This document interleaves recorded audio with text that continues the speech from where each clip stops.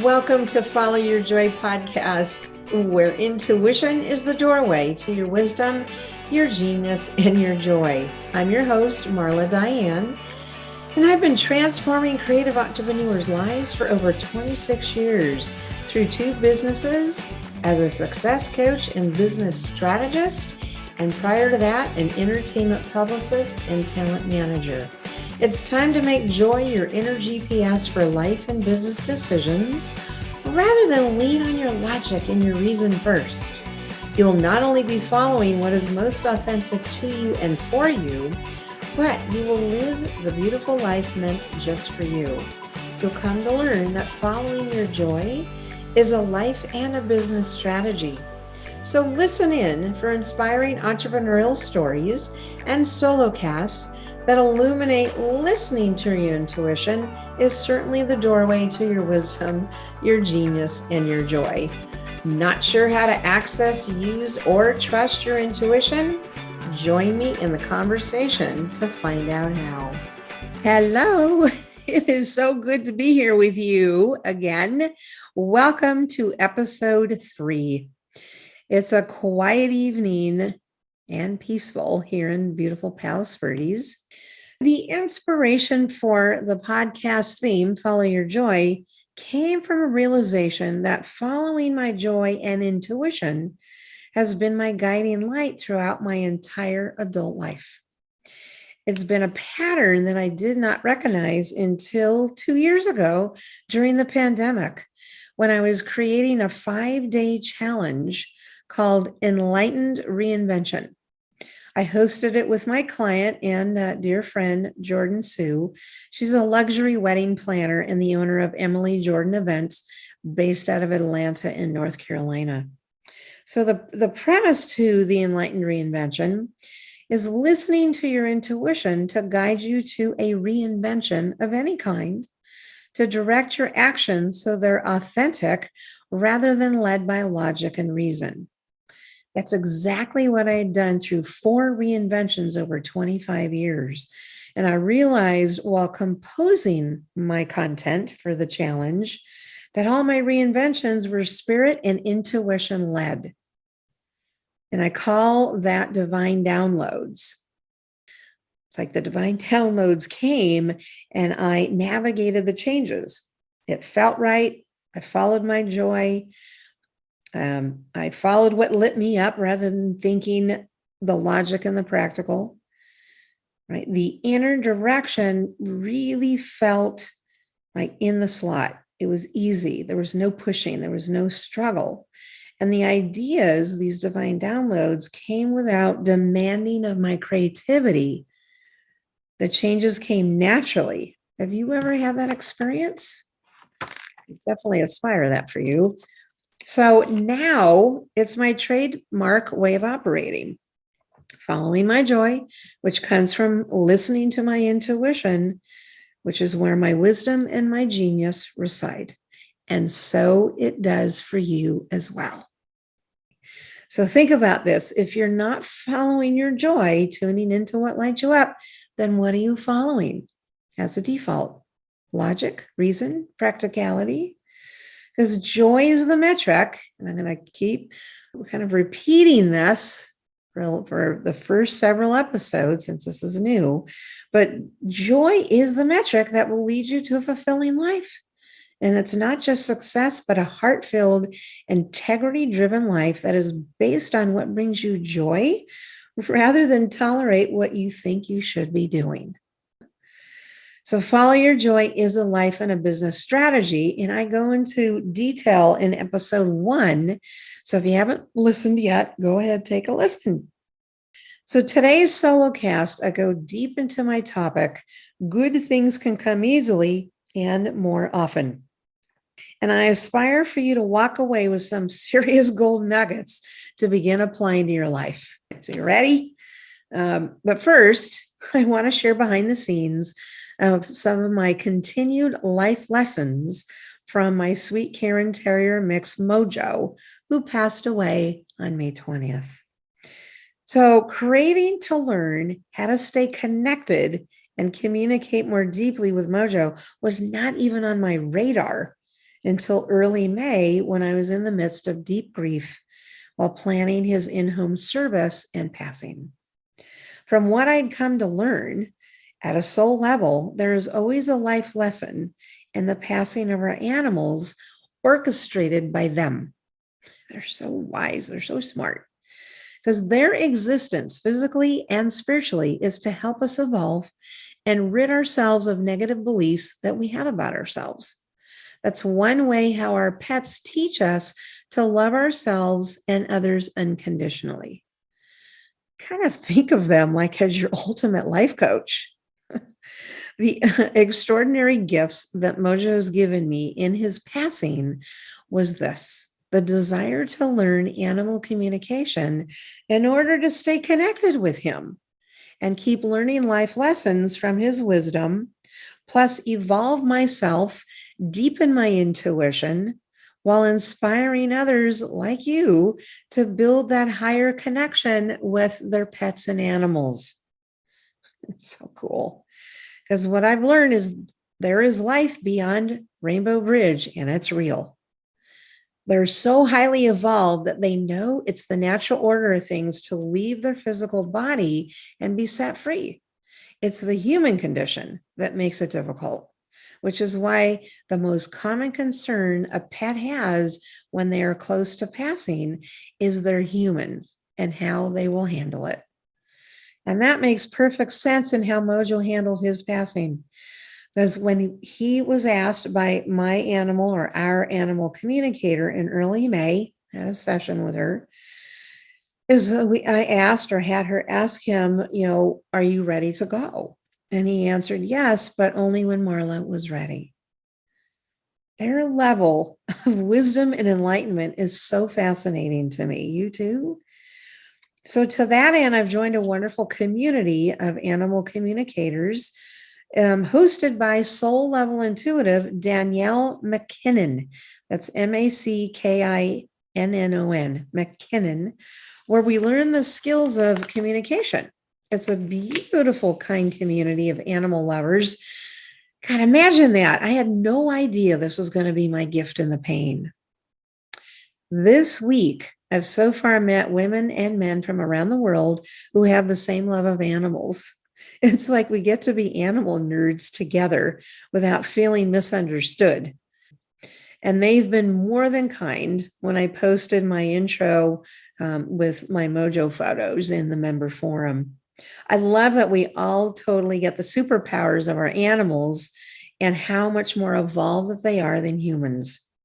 So 2 weeks prior to Mojo's passing, when he directed me to Danielle's YouTube channel to help me demystify the passing and the crossing over process, I'll tell you, I was pretty amazed. I was on the sofa that evening, it was early May, after being in grief and wanting answers to make sense of all this. And there was this dealing with grief and passing of your animal video by Danielle. And I sat there and I said to myself, you got to be kidding me. Mojo? Thank you. That was pretty quick. So I binge watched her videos for days to help me process my grief and understand the bigger picture and the soul level purpose of our animals passing. And get this, not only do our pets plan their passing, but how it will happen and when. I know, I'm still in awe myself. It has to do with the lessons that they're here to teach us, even in their passing. So I was hooked and amazed at her videos. Right? He's still around, but I'm planning his in-home service. And so I'm watching her robust channel, and it was exactly what I needed to understand and demystify this spiritual world of beyond passing. There are videos like what happens to the animal after crossing Rainbow Bridge? How do they feel about dying? How to stay connected and continue the lessons that they're here to teach me. And I also read Danielle's book, Animal Lessons, which I highly recommend. I also journaled. I took long walks to process the information, and I soon became prepared for his passing. This all happened over about 2 weeks. I had a sense of completion knowing this was his time as he requested, and it was a pure act of love and respect to let him go so he could be free and regain his freedom to be a spunky, feisty, wise, fun, and social little dog, or spirit in this case, and that we could continue our relationship in a whole new form. In episode 4, I'm going to continue the story and share more of these profound lessons. And I think it'll be a fun part to my podcast. So let's go ahead and let's dive into good things can come easily and more often. And that is when you understand how to collapse the time frame of what you think, how long it will take for something to happen. So I'm going to give you a little spoiler here. There's some serious golden nuggets coming up.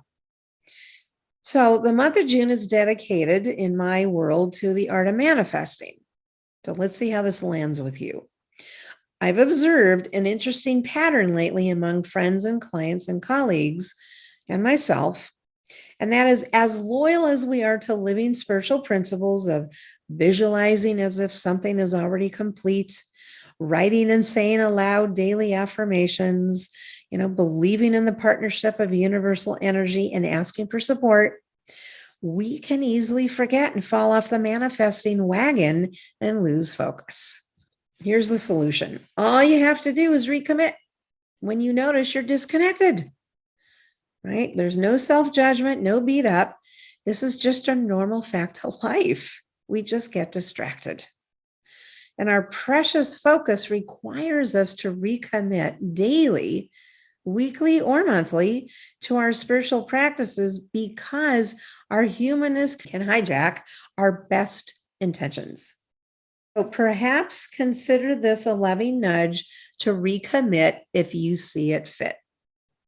And furthermore, I aspire for you to, again, use your intuition first for all your decisions, and then the logical and linear and the functional approach to achieving and manifesting. So your goal is to employ a masterful blend of both the intuition with the functional.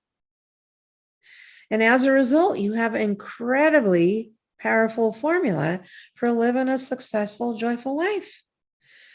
So then it follows, in order to truly live your best life that attracts an abundance of good, we must accept that good things can come easily. This is a shift in mindset. And here's what it does. It eliminates resistance. See, society typically has us convinced that if something is worth having, it requires struggle and heroic perseverance and sacrifice. This is a common fear-based mindset and belief that we must work incredibly hard in order to succeed. This is a habit of resistance. And the funny thing is, our resistance to feeling good and thinking good will block the very thing we want to attract, the good in our life. I know, us humans, we are so silly, aren't we?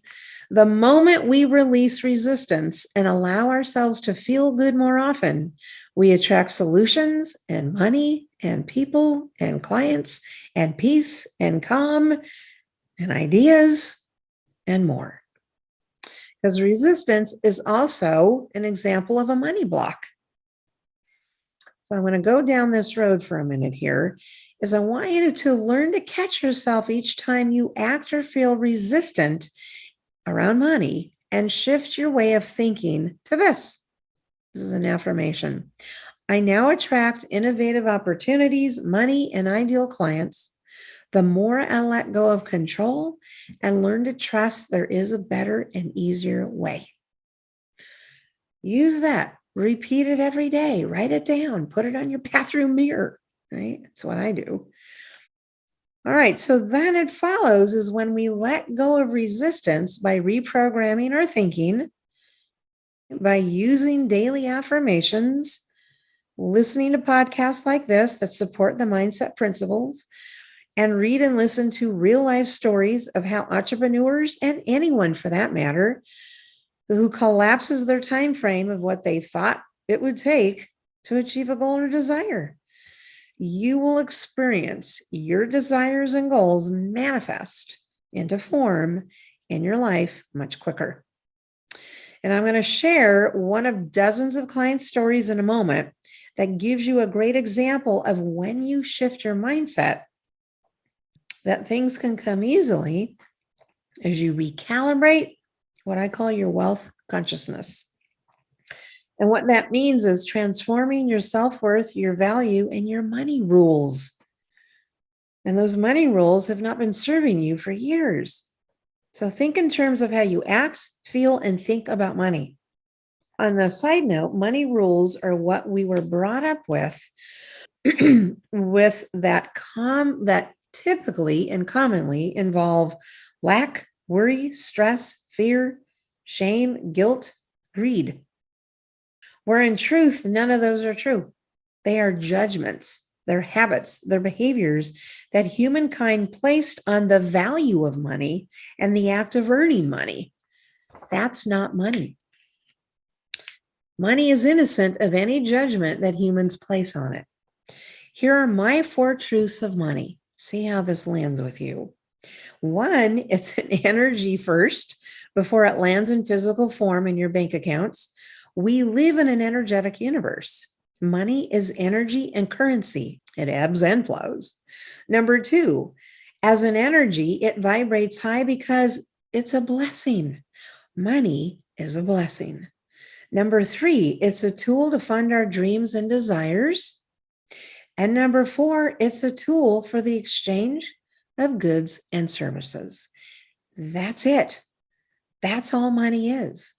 All other meanings are judgments made up by a human being that says it's so. So, which way will you choose to think and act with money?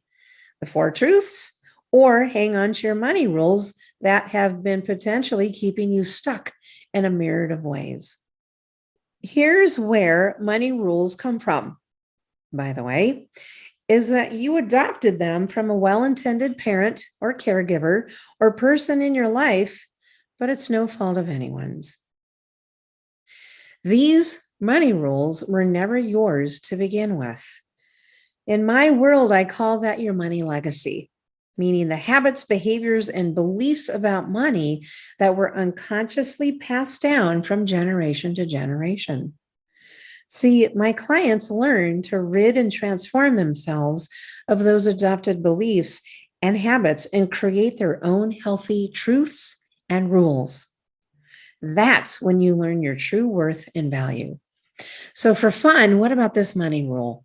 Never talk about money. It's private and should be secretive. Do you know anyone like this? How does that show up, do you think, in the life as an adult? That person can be secretive and covert in how they operate with money.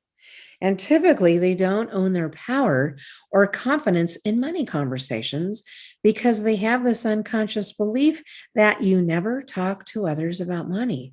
So as a result, they don't have a skill set. Does that make sense? Or a belief that you must work hard and struggle as paying the price for having money. That's an awful belief that will rob you of your dignity and well-being, but not on my watch. So yes, you must have, of course, a solid work ethic and be smart about running your business while earning a living, but nowhere in there is strife and struggle and hardship just to earn a living. That's a belief that was passed on to you. Instead, abundance and reward are spiritual principles that require you to have trust and faith and a mindset that says, comes another affirmation, I trust and have faith money comes easily and abundantly, more consistently, as I enjoy earning a living, doing what I love, as I remain in my genius to succeed. Yeah, another one to put on your bathroom mirror. All right, let's talk about my client's story I said I'd share of this client and how she collapsed the time frame and allowed something good to come to her easily. And this happened last week. So my client, who had just started her private program, In the month of May, she wanted to manifest several important goals. One was be smart about building her new wedding calligraphy business, as she secured a new job after her master's degree graduation. This is all again in May. And she wanted to move to a new, better apartment, but kept telling herself she could not afford what she really wanted and where. So 2 weeks ago, when we had a session about her wealth consciousness and collapsing the time frame of how soon she could actually manifest her desires, I worked with her on replacing her old beliefs and money story about her worth and manifesting the money to acquire her new place to live. The short story of it is she not only flew back east to attend her master's degree graduation and had a blast, but the last 3 weeks, she was interviewing with a few companies, and she secured an ideal job in her chosen field of education. And last week, she found her ideal new place where previously she would have talked herself out of even looking at the place and filling out an application. Instead, she shifted her beliefs that she indeed could have what she desired and afford it and find it quickly. And she did. She was one of 7 applicants for the apartment, and she was chosen. And she moves in this week and is beyond excited for her new life and all she manifested in the month of May. And this was all based on believing you can collapse the time frame of how long you think something will take to achieve it, because it can happen now, not some, put off for some arbitrary date that your logic thinks is practical. Okay. So when we feel and think good more often, life actually flows more naturally and with ease. So I encourage you to let go and trust as you claim your desire or your goal while taking action. And lastly, success is an inside job. It does not come from consistently pushing and controlling and making things happen around you. Instead, it's a direct reflection of your internal condition.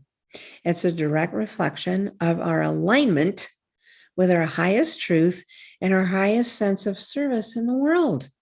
It's kind of called your purpose, right? So I aspire for you to develop a masterful blend of trust, faith, belief, and gratitude with the linear, the logical, and the goal setting of life. Are you open to that? I hope so. Okay, I am excited to bring you the next several episodes. I'm in the midst of interviewing creative entrepreneurs by having them tell their stories about how they followed their joy and intuition and what happened along the way to achieving their vision, their goal, and their desires. And I want to bring you in on the front lines of these lives so you can be inspired, because it can happen for you too. Okay, until next time, be well, take good care, and remember to follow your joy. Wasn't that an inspiring conversation? Hey, thanks for listening in. You can find more entrepreneurial stories and resources at marladiane.com. And while you're there, enjoy my 3 free downloads to up-level your business and your life. And how about you take a screenshot of this episode and tag me on Instagram by sharing your highlights of what you learned today. I'd love that. I also have for you my private Italian-inspired Facebook group, The New Renaissance Woman for Creatives and High Achievers. Just request to join and we'll let you in. Until next episode, take care.